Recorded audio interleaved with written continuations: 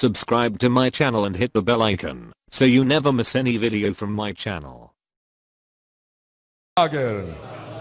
جب امام مالک سے پوچھا گیا کہ آپ بتائیے آپ نے جعفر صادق کو کیسا پایا؟ کہا میں جب بھی ملنے گیا میں نے انہیں 3 حالتوں میں دیکھا، یا نماز پڑھ رہے تھے، یا روزے سے تھے، یا قرآن پڑھ رہے تھے۔ 3 حالتوں سے باہر نہیں ہوتے تھے۔ کہا عجیب و غریب کیفیت تھی۔ جب بھی جاتا تھا ان کی بارگاہ میں، کہا میں نے روئے زمین پہ نہ دیکھا نہ پڑھا نہ سنا اتنا قابل، اتنا فاضل، اتنا اتقا، اتنا ازہد، اتنا افضل، اتنا اکرم جتنا کہ جعفر صادق علیہ السلام۔ امام مالک کہتے ہیں کہ میں نے اپنی زندگی میں نہ دیکھا نہ پڑھا نہ سنا اتنا علم و فضل کے اندر کمالات پہ فائز جتنے امام صادق علیہ السلام۔ کہا کہ کبھی بھی کسی بادشاہ کے روب میں نہیں آتے تھے۔ توجہ سے سنیے گا اس بات کو۔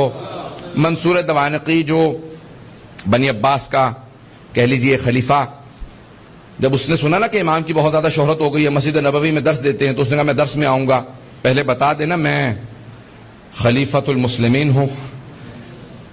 آپ کو پتہ ہے یہ ٹائٹل لگانا بڑا شوق ہے، ہمارے پاکستان میں بھی بہت شوق چل رہا ہے آج کل بعض لوگوں کو۔ اب یہ خلیفۃ المسلمین، امیر المومنین، نہ جانے کون کون سے لقب بنا کے انہوں نے اپنے لیے ائمہ سے چرا کے اپنے لیے بنائے۔ اس نے کہا امام کو تعارف کروا دینا میں حاکم ہوں، میں آ رہا ہوں درس میں۔ کہا کہ مولا وہ منصور دوانقی درس میں آئے گا۔ امام نے کہا اس کے آنے سے کیا ہوگا، جو میں نے پڑھانا میں وہ پڑھاؤں گا۔ امام منبر پہ تھے، وہ آ کے ایک مرتبہ امام کے سامنے بیٹھا۔ جیسے سامنے بیٹھا امام نے رخ پھیر لیا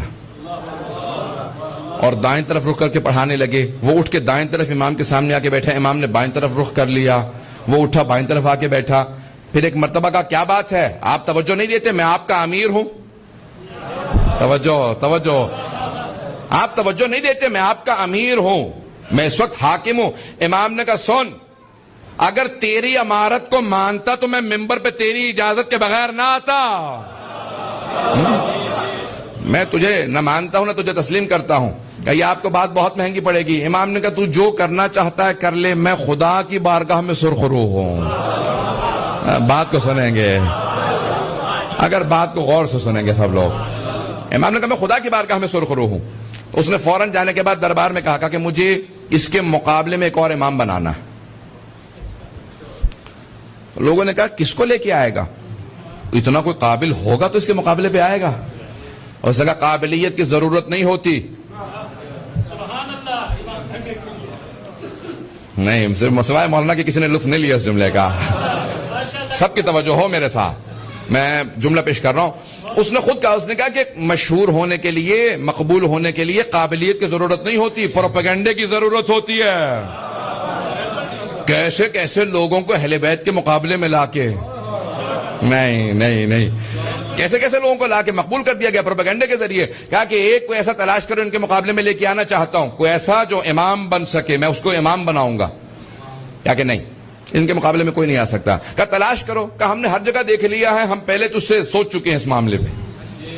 کہا پھر کیا ہے معاملہ؟ کہا اس کے شاگرد بہت قابل ہیں۔ کہا پھر انہی کے شاگردوں میں کسی ایک کو تلاش کرو۔ پتہ نہیں توجہ ہے یا نہیں۔ ایک شاگرد کو تلاش کرو جس کے اندر انانیت ہو، جس کے اندر اپنے آپ کو منوانے کا شوق ہو۔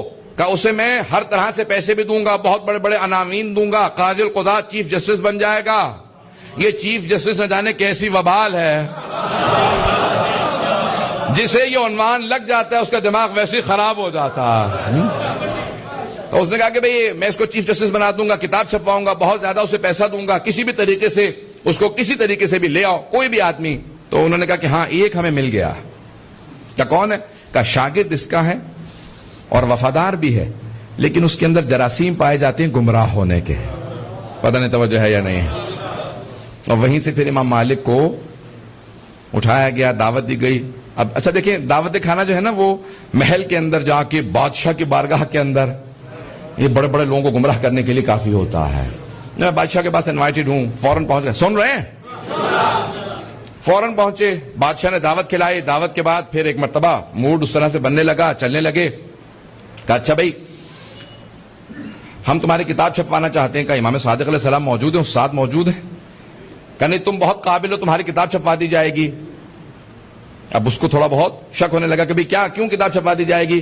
کہ تمام کے تمام حکومت اسلامی کے فیصلے آپ کی کتاب کے مطابق ہوں گے، اس لیے سب سے پہلے چھپنے والی کتاب حتیٰ بخاری سے پہلے الموطا ہے، موطا امام مالک کا چھپا دی جائے گی، قاضی القضات بنایا جائے گا، ٹائٹل انہوں نے کہا نہیں، کہ امام صادق کے مقابلے میں اپنا فقہ رائج کرو، کہ نہیں ان کے مقابلہ نہیں کروں گا۔ ایسا نہیں ہے کہ فوراً چلے گئے، اٹھ کے واپس آ گئے، آہستہ آہستہ ان کو بار بار بلایا گیا، بار بار ان کو دوبارہ آہستہ آہستہ اس راستے پہ چلایا گیا کہ آپ کو امام کے مقابلے میں اپنا فقہ رائج کرنا ہے۔ اس نے کہا اچھا پھر اگر یہ ٹائٹل بھی مل جائیں، کتاب کے متعلق یہ ہو جائے، میرا لقب یہ لکھا جائے تو میں تیار ہوں۔ عزیزان گرامی، انسان بعض اوقات امام کے مقابلے میں آ جاتا ہے اگر نفس کی اصلاح نہ کرے۔ اپنے نفس کی اصلاح بہت ضروری ہے۔ توجہ ہے؟ کوئی بات بری تو نہیں لگ رہی ہے؟ میں کہہ رہا ہوں کہ یہ تاریخ ایسی ہے، ہماری اتنی تلخ تاریخ ہے مسلمانوں کی، کہ انسان جتنا دیکھتا چلا جائے گا اتنا ہی پشیمان اور شرمندہ ہوتا چلا جائے گا۔ اتنے قابل ہوتے ہوئے انہوں نے فوراً ایک راستے سے گمراہی کا اپنے لیے سامان کر لیا۔ امام نے بلا کے تنبیہ بھی کی کہ باز آ جا، اس کا تجھے بہت نقصان ہوگا۔ لیکن مولا کتاب چھپ رہی ہے، میں نے زیادہ تر کوشش کی ہے کہ آپ کے نظریات کے مطابق ہو۔ امام نے کہا سارے نظریات اولاً میرے نہیں ہیں، دوسرے جتنی تو نے لکھی ہے بات تیری صلاحیت سے بالاتر ہے، لکھتا میری بات ہے، نام اپنا رکھتا ہے۔ ایسے کام نہ کر جس کی وجہ سے تجھے دنیا میں بھی نقصان ہو، آخرت میں نقصان ہو۔ ہمارے مقابلے میں مت آ۔ اہل بیت علیہ السلام معصوم کا درجہ کچھ اور ہوتا ہے، معصوم عصمت کبریٰ کے مالک ہیں، معصوم سے مقابلہ نہیں کیا جا سکتا۔ توجہ ہے لوگوں کی؟ عزیزان گرامی، اس طرح سے باقاعدہ مکتب کی آبیاری کی گئی نئے مقابلے میں۔ اگر سننا چاہیں تو میں آگے پڑھوں گا، اب تھوڑے سے تلخ باتیں ہیں یہ جو پیش کر رہا ہوں، لیکن تاریخ ہماری یہی ہے مسلمانوں کی۔ مسلمانوں